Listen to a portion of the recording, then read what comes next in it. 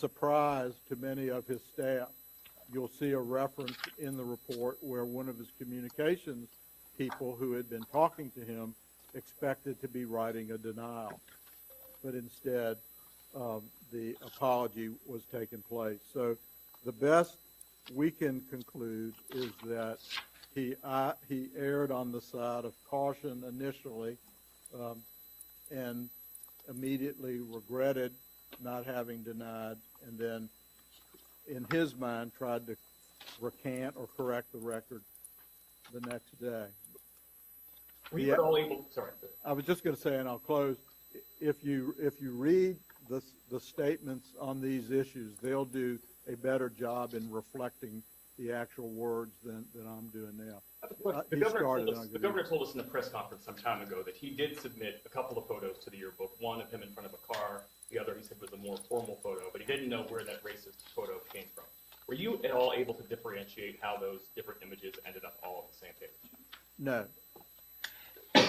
Did the governor ever deviate in his private interviews from what he said publicly? One, that he wasn't two men in the picture, and that he didn't know where it came from. He remembers the car, the cowboy hat, and the other one, but he says he does not remember the KKK and the blackface picture. I have a question for Dr. Homan. Dr. Homan, on page 20, it says there's prior knowledge of this yearbook photograph by EBMS, both under your leadership and your predecessors. And that knowledge including prior to the governor's election as governor of Virginia. Why does EBMS not bring this to the attention of the governor or others? I learned of this through our chief of staff and marketing communications director during the gubernatorial campaign. At that time, I had already made the decision that we were not going to proceed with any further yearbook pictures. Having seen a few in the 2013 yearbook, that created a decision for me where I decided not to continue those. We are a public institution. We receive public funds. We're an institution of higher education.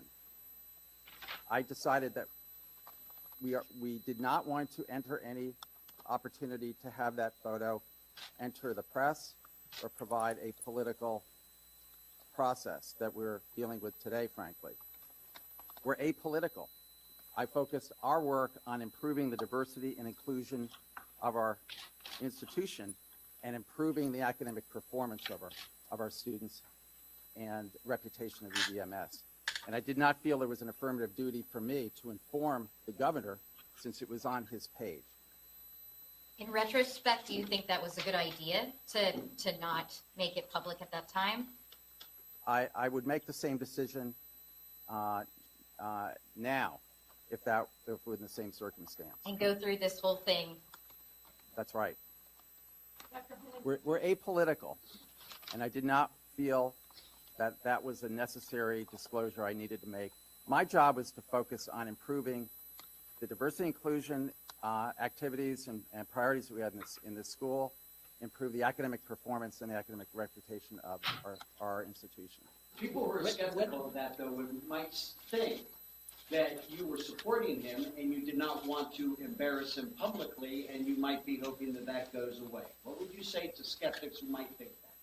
I would say that I made the decision based on the fact that we're a public institution receiving public funds, that we had discontinued the yearbooks previously.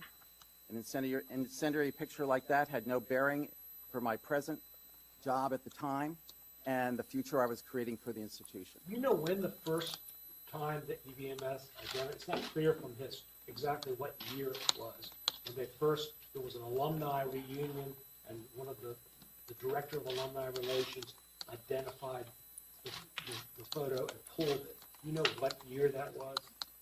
Yeah, I don't know. I'll address that. And I think it's not entirely clear what year.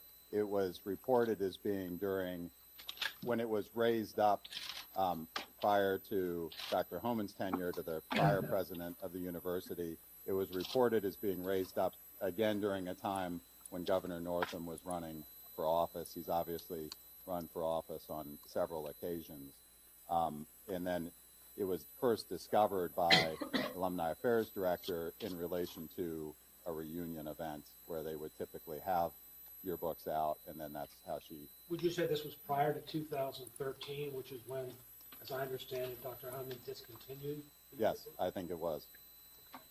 Mr. Hatch, when was Governor Northam's office or Governor Northam informed of this report? Did they receive it today, yesterday? When was it? Yes, we notified the governor's office through his counsel, Jeffrey Bright, yesterday afternoon at about 4 o'clock of our preliminary conclusions. And then this morning, at about the same time you all were getting the embargoed copy, we sent them an embargo copy as well, Jeffrey Bright. So it was conclusions and executive summary, or what were they? So they got the same thing you got this morning. Yesterday, they got the summary conclusion. Okay, thank you. How confident are you in the people that you were able to interview? I'm speaking, I assume some of them were classmates, that they're being truthful, that they weren't trying to protect their old classmate.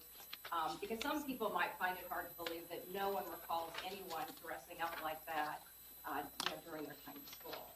Yeah, we are, as confident as investigators typically are. We're trained to be skeptical. We ask probing questions, and I think it's fair to say that we took their statements at face value and had no reason not to. The other How did offensive you pictures determine- in the yearbook, were the placement of those photos intentional or mistaken?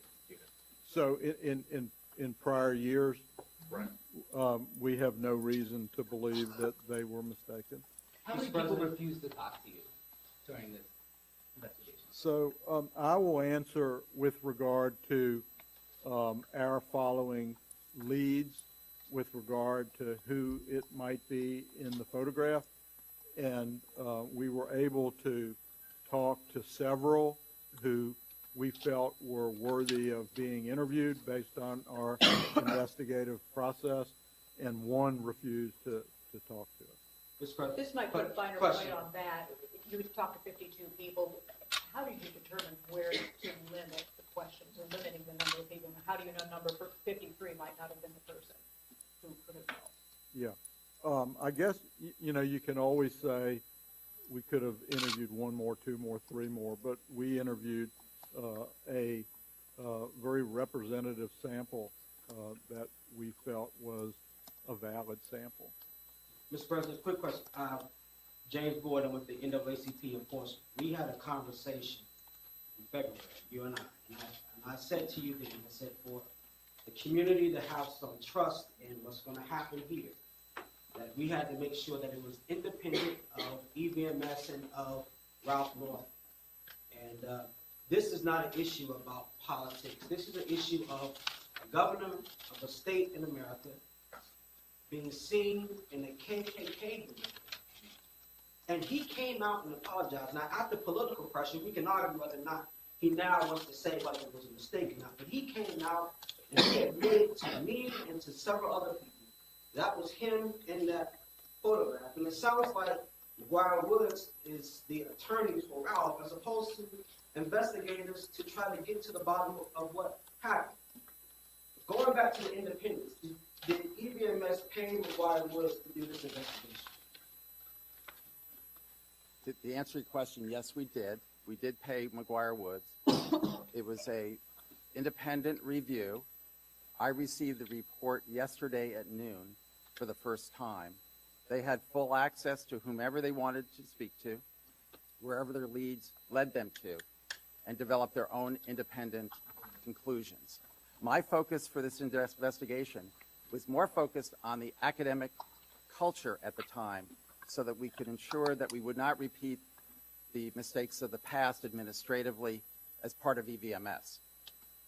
Notwithstanding that, McGuire Woods had full opportunity and authority to be able to investigate whatever they wanted to do, and they proceeded with the investigation of the photograph in more detail.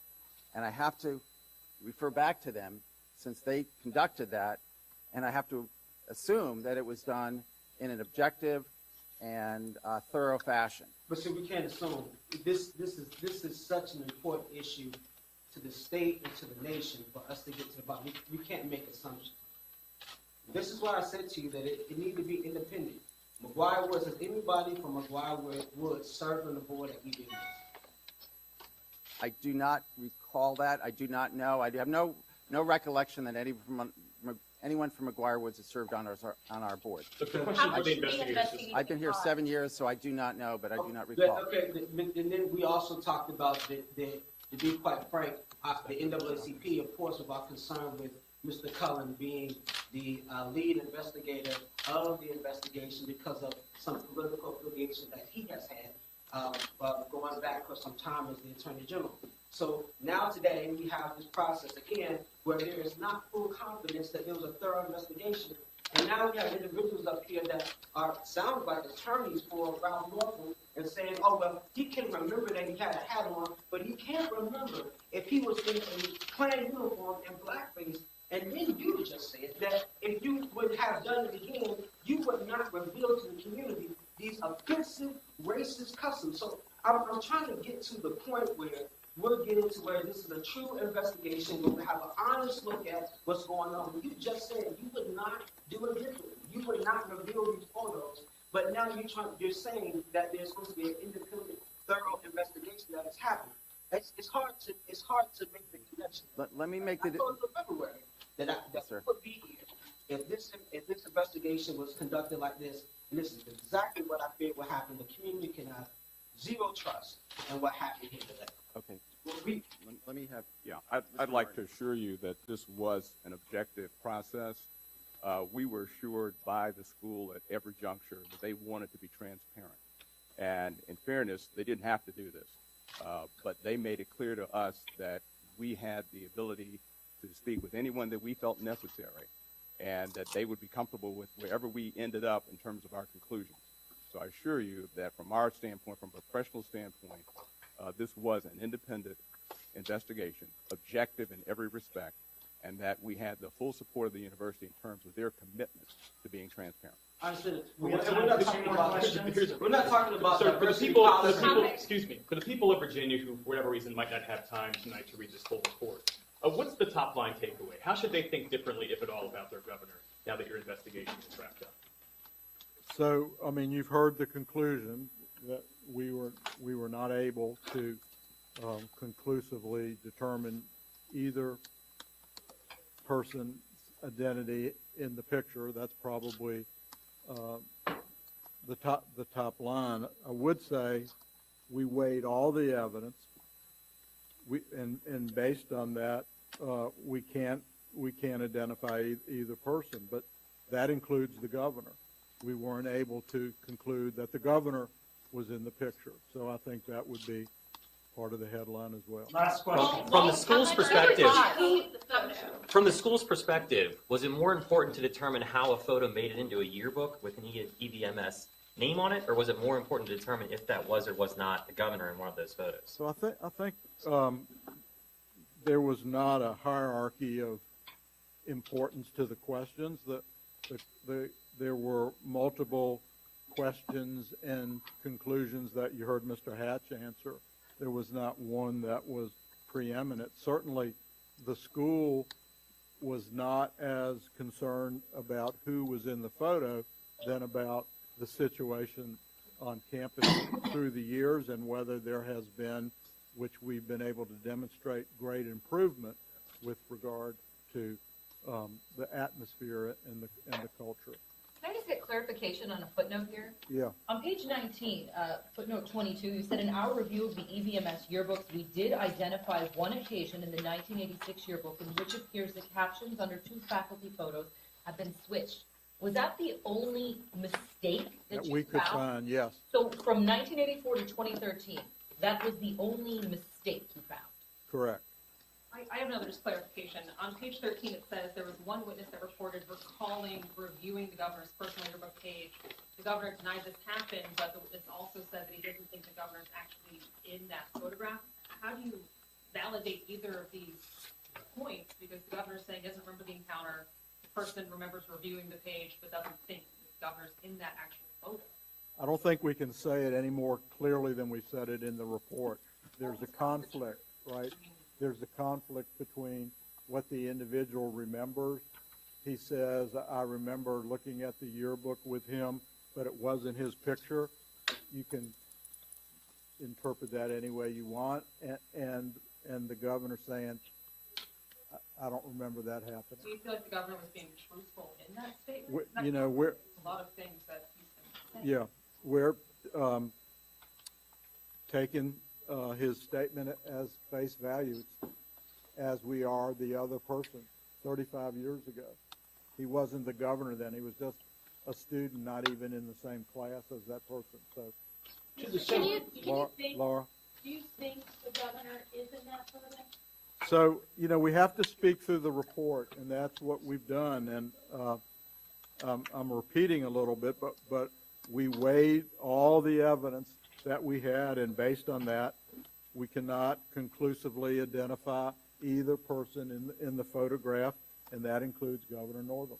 Mr. No, President, you can you took the remove photo? the yearbook from the shelf of the library so people would not be able to see it after you found the picture in the yearbook? I know it was there later. Right. Did you ever remove that book or any of those yearbooks from the shelves of the library? No, I did not remove those. I probably would have, in retrospect, placed them in a reserve area that would be out of the public view, but they are public documents, and it was our obligation to keep those as part of our public library that we. But that statement right there makes it look like you would, if given the opportunity, protect the governor from people seeing that picture. I would have.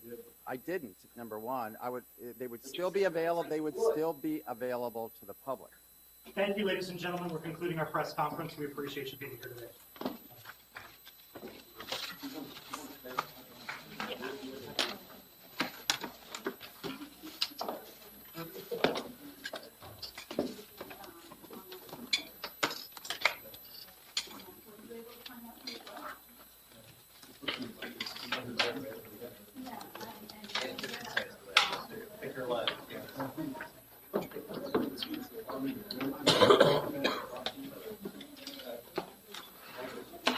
Yeah.